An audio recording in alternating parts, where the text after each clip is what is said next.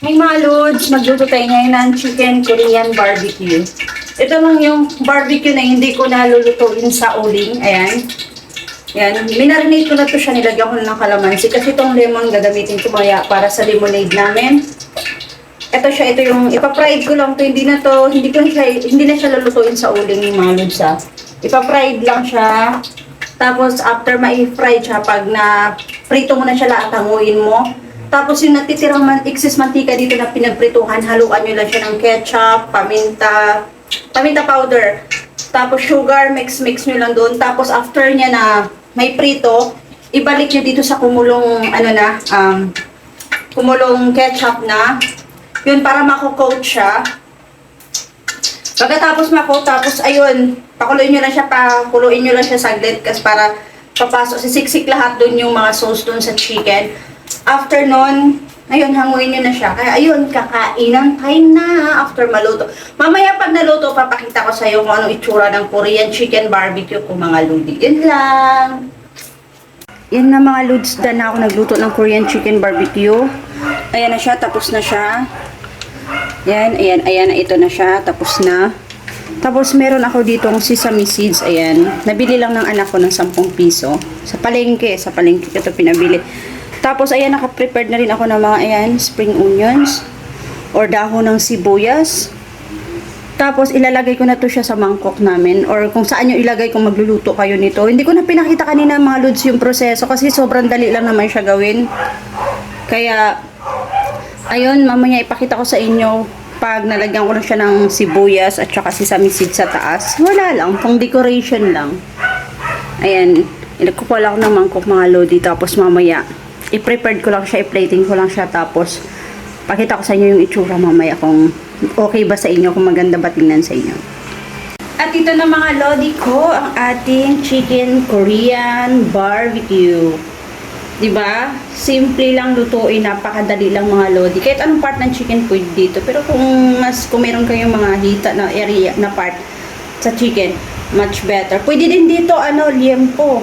Gagawin nyo siyang ganito. Ang ginamit ko lang dito is chicken, sibuyas, ketchup, tsaka sugar. Yun. I-fried nyo lang yung chicken, i-marinate nyo kung gusto nyo i-marinate. Ako kasi minarinate ko kanina sa sa kalamansi. Tapos after ko siya marinate sa kalamansi na may bawang, at saka syempre asin, pang lasa lang ng chicken. Then after that, set aside ko muna siya ng mga 30 minutes. Tapos nagpainit. After ko na set aside ng 30 minutes, ayun, nagpainit na ako ng tubig sa kawali. Nagpainit na ako ng mantika sa kawali. Tapos dinadamihan ko ng mantika. Tapos after ko mapainit yung mantika is pinride ko na yung chicken ko. Tapos nang luto na yung fried chicken ko, tapos tinabi ko. Tapos yung mantika na pinag-initan nyo nito mga loads ng fried chicken is wag nyo itatapon. Kasi doon nyo ngayon igigisa yung sibuyas. Then pag naggisa nyo yung sibuyas, ilagay nyo yung ketchup nyo. Ako kasi gumamit ako ng 2 sachet na ketchup. Yung katamtaman lang yung laki. Tapos, ayun, hinalo-halo ko siya nung medyo kumulo na yung ketchup. Nilagyan ko siya ng sugar hanggang sa mag-melt yung sugar. After mag-melt yung sugar, ayun, ilagay nyo na yung fried chicken nyo dito. Ayun, saglit lang, parang pakurat lang to mga lods. Pagkalagay nyo ng fried chicken, para yung lasa ng ketchup, ng sugar, papasok lahat dito sa chicken. Tapos, after nyan, ayun, hanguin nyo na, i-plating nyo na. Nasa sa inyo kung anong gusto nyo design. Ako kasi, since nagpabili na ako ng sesame seeds, sana ko, ayan, lagyan ko siya ng sesame seeds. At saka spring onions na rin nasa taas. Napapansin nyo, ayan, may kunting mantika pa dyan. May mantika. Pwede nyo rin isabaw yan sa kanin. Kasi may lasa yung mantika gawa ng ketchup. At saka ng sugar. Kaya mga lods, tara, let's eat. I-enjoy natin yung pagkain ng chicken barbecue na hindi niluto sa uling. Kundi fried chicken siya na ginawang barbecue, 'di ba? Walang hassle, hindi ka na maghaling-haling para i-barbecue lang to. Yan, easy way lang po. Ito yung chicken Korean barbecue ko. Ayan, kain mga lodi. God bless ating lahat. Bye-bye. Ay, ito pa pala mga lods, gumawa ako ng lemonade. Yan. Para may vitamin C naman. Yan. Ito yung pinaka-juice namin mamaya after namin mag-lunch. Ito na yung rice ng mga kids ko. As usual, ito nga yung ginawa kong Korean chicken barbecue. Ayan.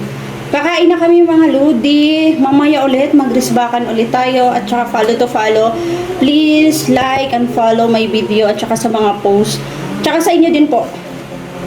God bless everyone. And let's grow pa rin.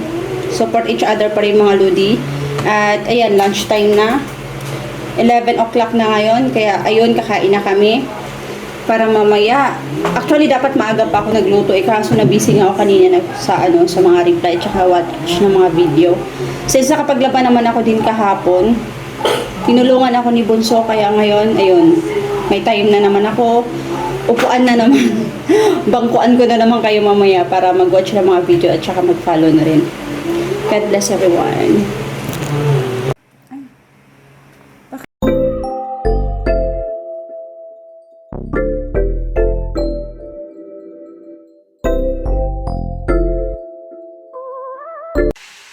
Hi, Mingming!